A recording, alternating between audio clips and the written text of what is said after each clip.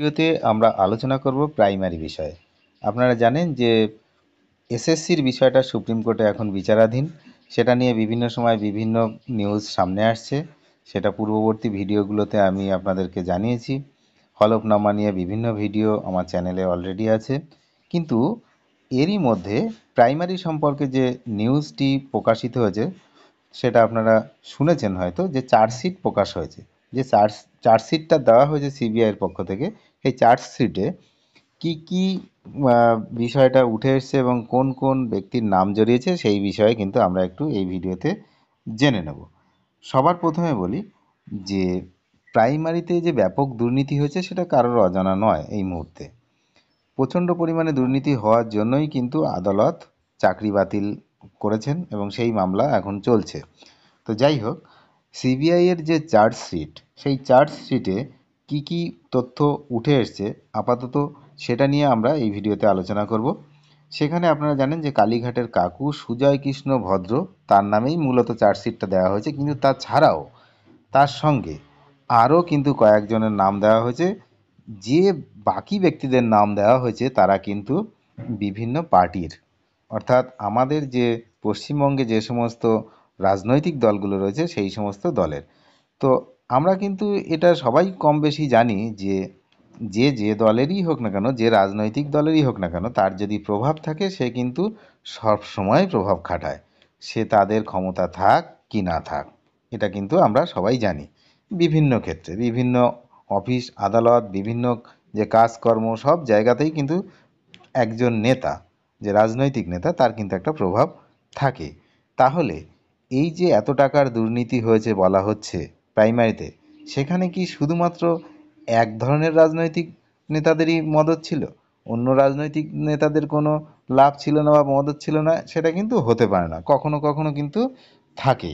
তো এক্ষেত্রেও কিন্তু ছিল, যেমনটা চার্জশিট অনুযায়ী, সিবিআই চার্জশিট অনুযায়ী। তো সিবিআই এতদিন তদন্ত করেছে, তদন্ত করে যা যা পেয়েছে সেই অনুসারে তারা একটা চার্জশিট জমা দিয়েছে। তো সেই চার্জশিটে লেখা আছে যে সুজয় কৃষ্ণ ভদ্র ছাড়াও এখানে চাকরি দেওয়ার নাম করে ৭৮ কোটি টাকা তুলেছেন একজন বিজেপি কর্মী।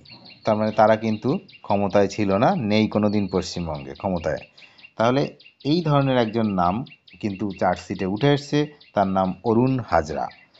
তো নিউজ চ্যানেলের প্রতিবেদন, সিবিআইয়ের যে চার্জশিট, সেই নিয়ে বিভিন্ন এতে আমরা জানতে পেরেছি যে কোটি কোটি টাকা উপার্জন করেছেন কিন্তু ওই ব্যক্তি। সিবিআই চার্জশিটে নাম উঠল করিতকর্মা, এই বিজেপি নেতার।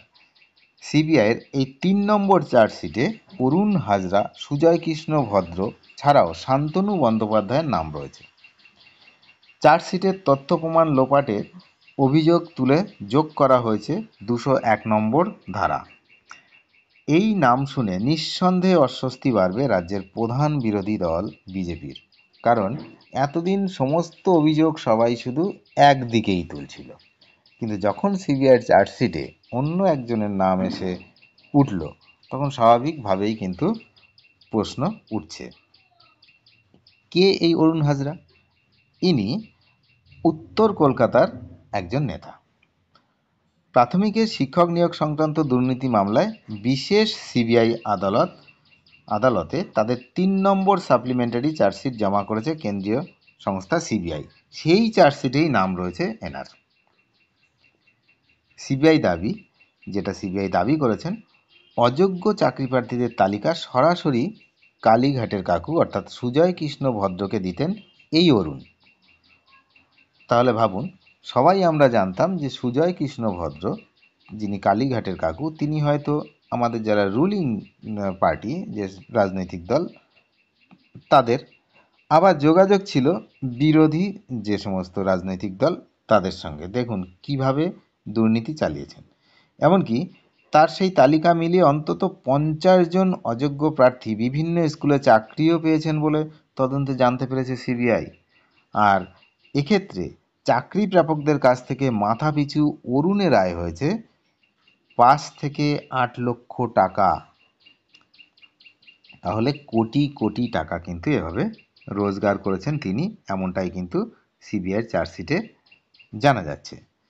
তো এটা নিয়ে কিন্তু এখন রাজনৈতিক মহলে তো বিশাল উত্তপ্ত কথাবার্তা চলবে দুই পক্ষের, কারণ এতদিন এক পক্ষের দিকে দোষ ছিল, এখন দুপক্ষ যখন এসছে তাহলে এবার দেখুন আগামী দিনে কি হয়। তবে এসএসসির মতো প্রাইমারিরও কিন্তু ভবিষ্যৎ খুব খারাপ, তার কারণ এত টাকা, এত টাকার খেলা এখানে হয়েছে, যেটা কিন্তু ক্রমশ আস্তে আস্তে স্পষ্ট হচ্ছে। তবে প্রচুর তথ্য প্রমাণ লোপাট হয়ে গেছে, কতদূর কি ধরা পড়বে বলতে পারছি না আমরা কেউই। দেখা যাক শেষমেশ কি হয়। অনেক ধন্যবাদ শেষ পর্যন্ত দেখার জন্য। চ্যানেলে নতুন হলে অবশ্যই চ্যানেলটিকে সাবস্ক্রাইব করে সঙ্গে থাকবেন। Thank you.